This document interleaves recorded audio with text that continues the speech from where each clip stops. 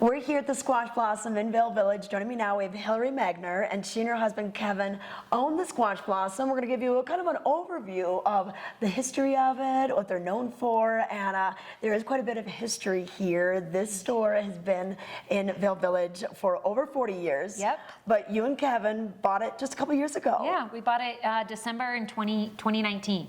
Okay, yes, Yeah. right before COVID.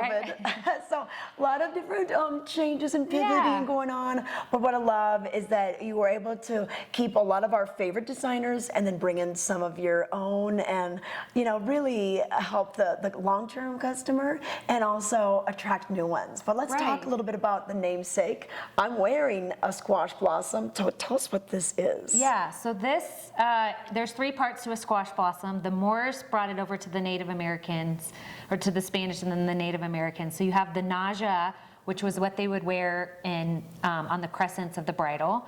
So it's a protector. And then you have the actual squash blossom, which is here, which is the blossom of the, like it's an actual flower. And then you have the pearl beads. Okay. So at one point, squash blossom was all Native American jewelry. Yeah.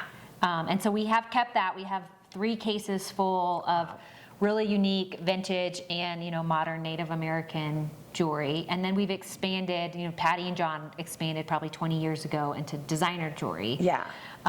And so some of the same favorites that they've had is Todd Reed's a local artist. He's still here. Mattiacello is an Italian designer, which I just love. It's all like titanium. No, it's so delicate. Like It's it so looks neat. delicate, but like, I mean, look at it. It's Wow. flexible, it's wearable, it's super unique. Irene New Earth has been carried here for a very long time. She does all these carved flowers, just amazing stonework. Alex Sepkis, he's out of New York. He's like one of my favorites. This is one of a kind opal. Wow. And just like look at the way that the detailing. I So he actually know. hand carves in the wax before he casts all of his pieces. And then Sarah Graham, she's an artist out of basalt. She started using color this year. So I think, you know, designers are trying to innovate, you know, get you new stuff and fun.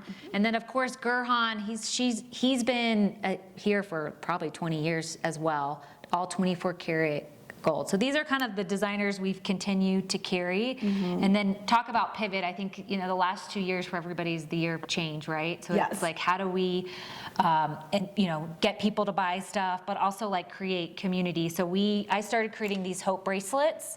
Literally right after COVID, and it's really just the hope and strength of your spirit to get us through really this challenge or really any challenge that you face in life. And we give a percentage back to our local community fund here, which is just like really important for Kevin and I. Yeah. Build community, To give back. build community and give back. Like we're all part of this small little valley, and so I think it's really important.